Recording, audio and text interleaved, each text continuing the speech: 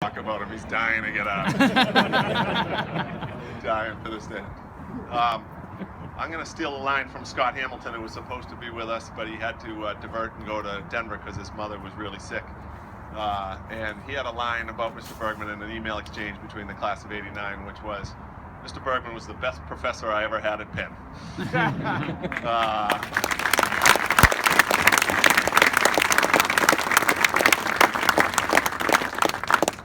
And I think it's true. It's the culture that Mr. Bergman created and that you're creating now.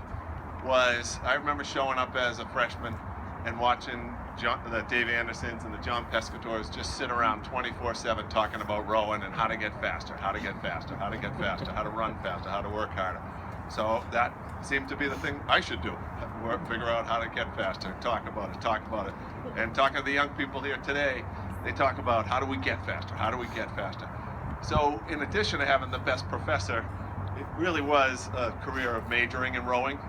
English was sort of the thing I did at Bennett Hall, but major in rowing was the magic. And I think the piece for rowing in Philly is a luxury, and it's a really magic town to row in, coming from Boston. I don't know if you could tell I'm from Boston.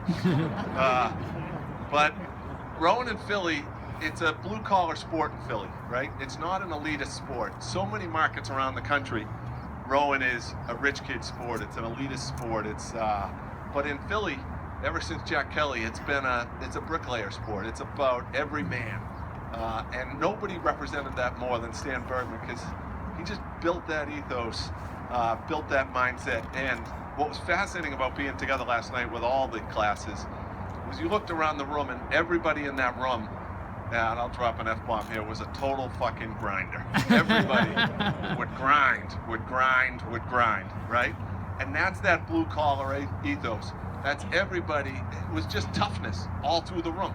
And you didn't have to be the smartest. You didn't have to be the most genetically gifted. But if you were a grinder, and that was the lesson that Mr. Bergman, I just got a punch in the shoulder, would always teach us around toughness, grind. And it's amazing, to Chris's point, how it sticks with you for the rest of your life.